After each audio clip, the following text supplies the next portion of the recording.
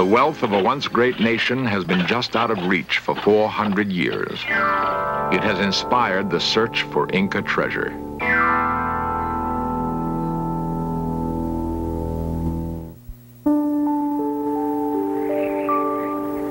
It is believed that somewhere in the high mountains of Peru lies wealth beyond imagining.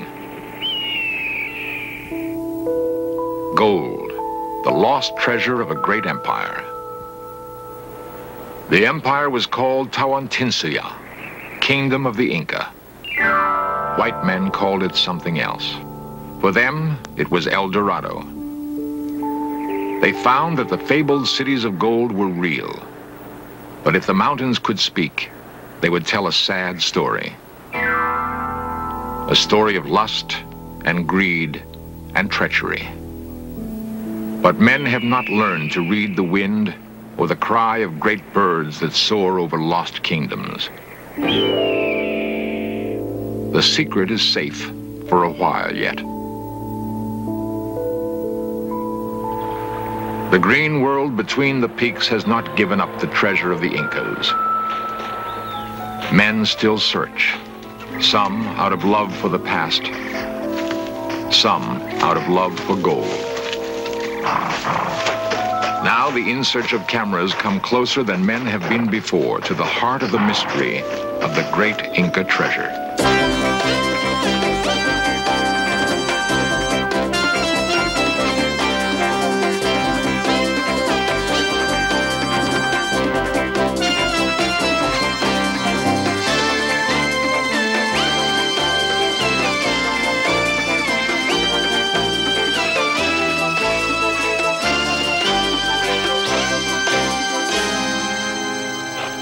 The wealth of a once great nation has been just out of reach for 400 years. It has inspired the search for Inca treasure.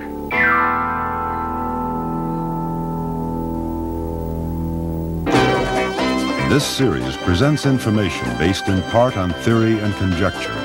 The producer's purpose is to suggest some possible explanation, but not necessarily the only ones, to the mysteries we will examine.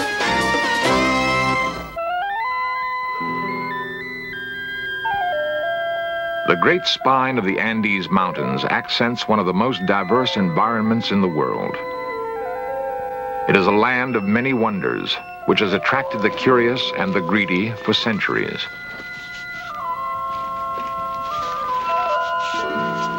For some, there is wealth enough in the remnants of the Western Hemisphere's first great civilization. For others, pottery shards and broken masonry are not enough. They seek the precious yellow metal called gold. The mountains and jungles of Peru have provided an irresistible lure for centuries. There's the romance of faraway places and people with exotic customs, the feeling of being in a Shangri-La, somehow cut off from the crush of too many people in too little time. There's another ingredient in this appealing mix, the promise of treasure beyond imagining. It's a promise that has touched off wars and launched brave men on great adventures. The great city of the Incas was Cusco. It lives on, even though the empire it gave birth to is gone. The streets of Cusco are full of the modest sounds of commerce now. Once they echoed to the marching feet of an imperial army, an army which enforced the will of god kings on 12 million subjects. The people of Cusco have endured. They are descendants of a race which conceived, conquered, then lost to a handful of Spaniards one of the world's most remarkable empires. Yet, relatively little is known of the roots of this remarkable people. The ruined Inca fortress of Sacsayhuaman is testimony to the Inca genius for building. Strong backs needed to haul great weight were conscripted from conquered peoples. The massive masonry was perfectly tooled, built to last forever. Thousands of artists labored directly for the state to embellish the palaces of priests and princes. The Inca excelled at engineering and advanced methods of irrigation and crop management.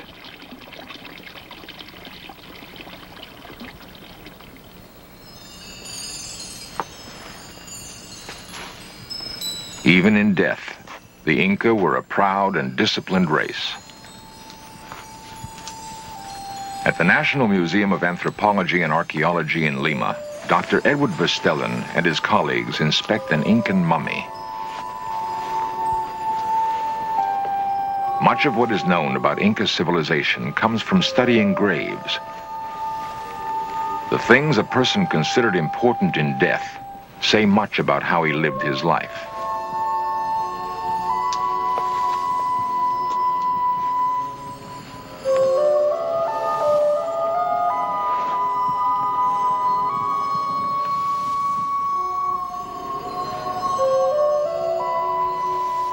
To touch things that were precious to someone of another time, another world. It is an irreverence born of a need to know. In the quest for knowledge, investigators must compete with those whose quest is for riches.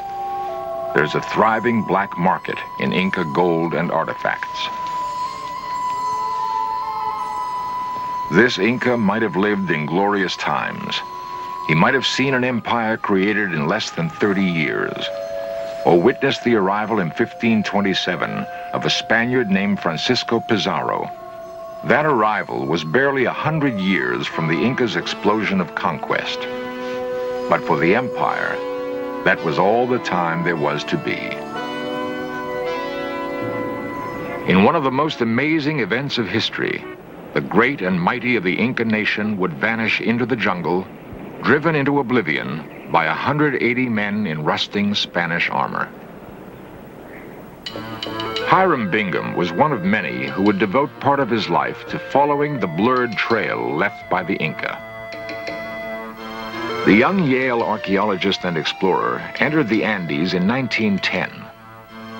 He believed that the Inca must have built another great city once they abandoned Cusco to the Spanish. Bingham knew that Pizarro had held the Inca king Atahualpa captive, and that an enormous ransom in gold was raised to meet Pizarro's demands. But Pizarro had the Inca king murdered before the gold was safely in his hands. Bingham might have reasoned that to find the lost city of the Incas was to find the gold that had eluded Pizarro. The explorer devoted more than a year to his quest.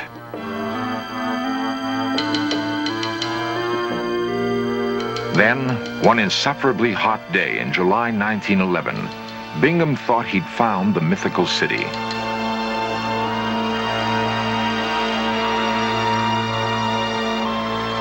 As Bingham approached the ghost city that would be called Machu Picchu, he was convinced that his long search had paid off, that he had truly found the last capital of the Incas.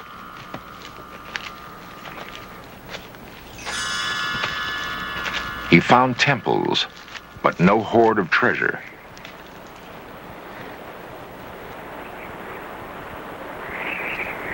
Bingham wrote that he had never seen such exquisite masonry. Temples open to the sky, undoubtedly constructed for sun worship. Bingham was sure he had discovered the retreat where the last Inca kings ruled in the sunset years of their empire. The road Bingham traveled to the discovery of Machu Picchu was a hard one. The world celebrated his prize, and the young explorer became one of the decade's most appealing heroes. But Bingham was wrong. Machu Picchu was not the last capital of the Incas, the legendary Vilcabamba. Like so much about the Inca civilization and its celebrated riches, the truth remained just out of reach. What was needed was other men of courage and vision to pick up where Bingham left off with his remarkable discovery of Machu Picchu, to pursue his dream deeper into the Andean wilderness. At the San Marcos University in Lima, Peru, are the offices of a world-renowned authority on Inca history. He is Professor Edmundo Guillen, and he has devoted his adult life to solving the riddles that perplexed earlier scholars like Bingham. On June 24th, 1976, Guillen's work would make headlines around the world, and the In Search of cameras would be there to record his remarkable discovery.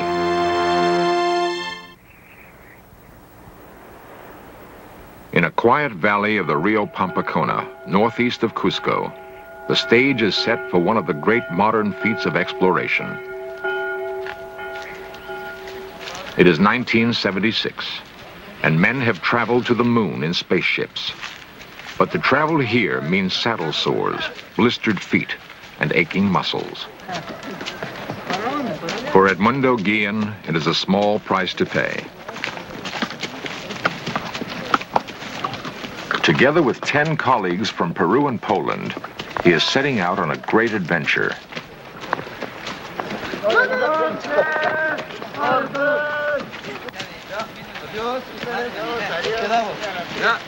Guillen's mission is of more than simple academic curiosity. He is out to recapture a place and a moment in history. And if he can, to set the record straight on the final chapter of the Inca Empire.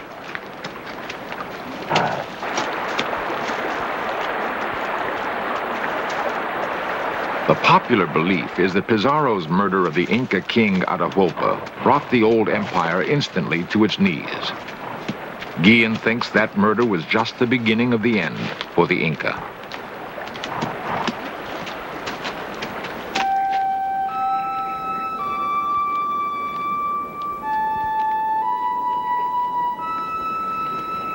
Once over the first ridge from Pampacona, the trek begins in earnest.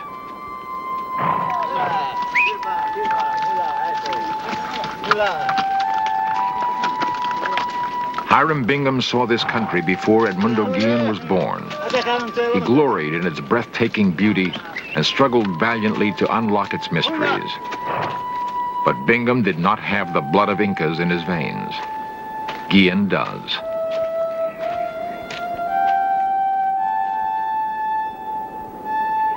It is the culmination of years of research and planning, and of some extraordinary luck. In the Spanish archives at Seville, Guillen discovered letters written by soldiers of the king sent to battle the Inca. They described Vilcabamba in detail, including the neighboring geography. Guillen knows that the secret is within his grasp.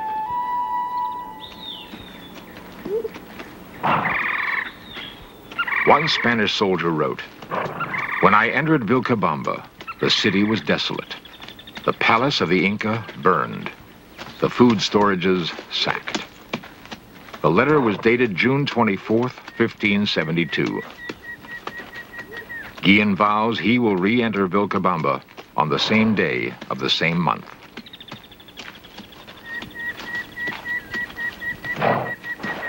Each tree along the route could be a signpost. Each valley might be the one described in letters written by Spanish soldiers.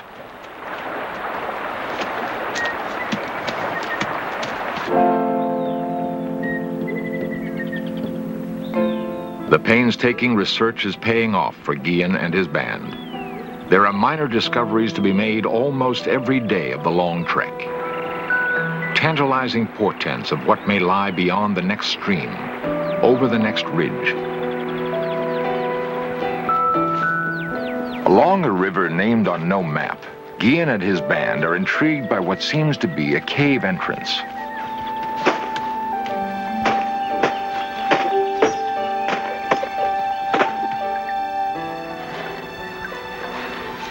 A crypt is discovered, its entrance long hidden by tons of debris. Guillen believes it may be the grave of an important person, perhaps a member of Inca royalty. It is clear from the discovery of the crypt that the end of Guillen's quest cannot be far away. He will return another day to excavate the site.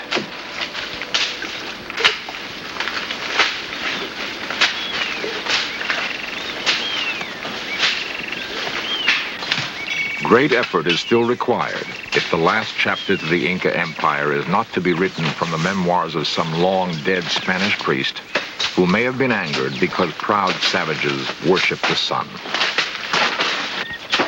There are only 2 days left if Guillen is to make his rendezvous with history on schedule.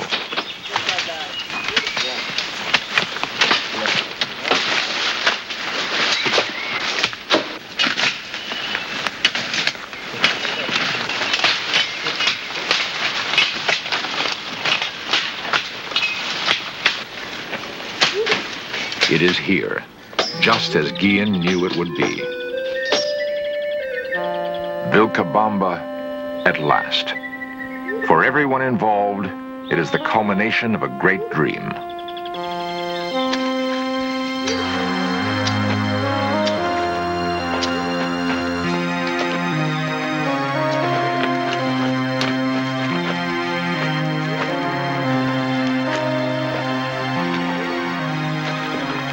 It is 10 a.m., June 24th.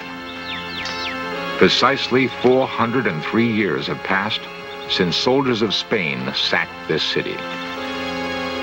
Edmundo Guillen has kept the promise he made to himself. Vilcabamba is retaken. It is all here. The superb Inca masonry combined with a light and airy style of building open to the sky. It all started in the valley called Cusco. For a century, kings called Inca ruled from a city that was the marvel of pre-European civilization in the Americas. And there were the great fortresses like Sacsayhuaman. The long retreat of the Inca began with the coming of the Spaniards. But the glory was real. Even as they fought the Spaniards for control of their lush valleys, the Inca had time to build magnificent mountain retreats like Machu Picchu.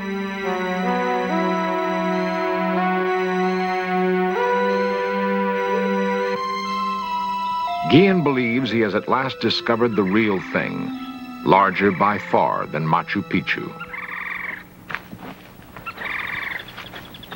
From records left by 2 Spanish friars who visited Vilcabamba in 1570, Guillen begins to reconstruct the city in his mind.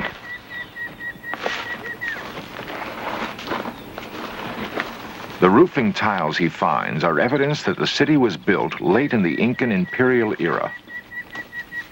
The Incas traditionally covered their buildings with thatch.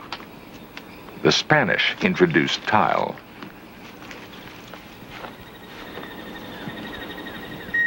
There will be time for only a brief survey of his remarkable discovery.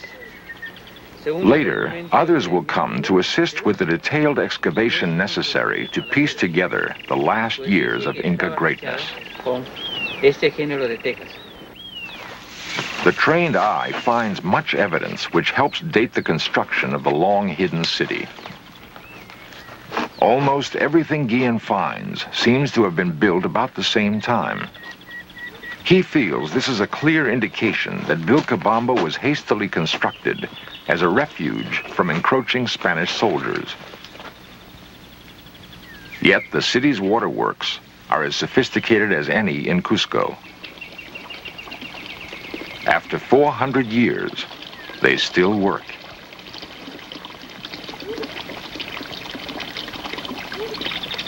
The city was carefully planned and could have withstood a long siege by any army. There was the Temple of the Sun, perhaps as grand as any at Machu Picchu.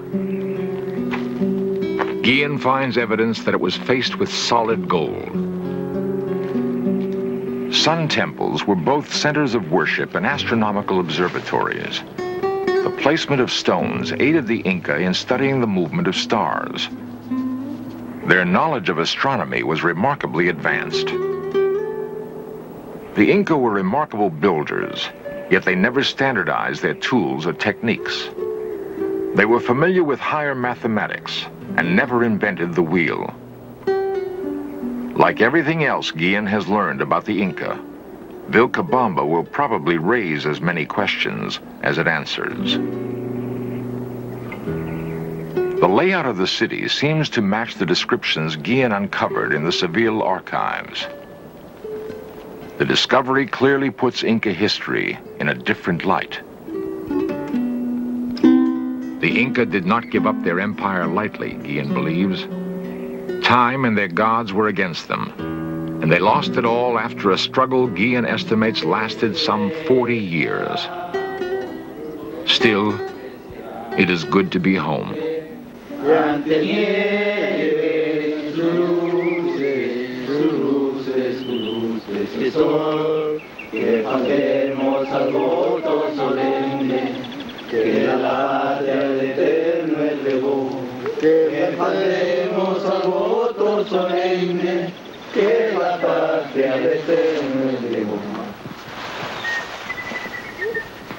For the explorers, the occasion of Vilcabamba's discovery was both joyful and solemn. Fue ocupada por el ejército español. Ahora izamos la bandera. After more than 400 years, Guillen is reclaiming Vilcabamba in the name of the Inca people. Viva Vilcabamba, viva el Perú. Yeah. When Edmundo Guillen marched into Vilcabamba, the gold was gone. He believes the Inca may have dumped it into one of dozens of nearby lakes to prevent it from falling into Spanish hands. But Guillen discovered a treasure, nevertheless. His was the treasure of satisfaction and achievement, the treasure of writing a new chapter to the history of a proud and brilliant people called Inca. Within weeks, Guillen's discovery would make headlines throughout South America and the world. Ahead lay many months of hard work, excavating the ruins of Vilcabamba, seeking clues to other unresolved mysteries about the Inca. For now, Guillen could rest secure in the knowledge that he had made answers possible. Está cayendo en la yuca, pasa, ¿no?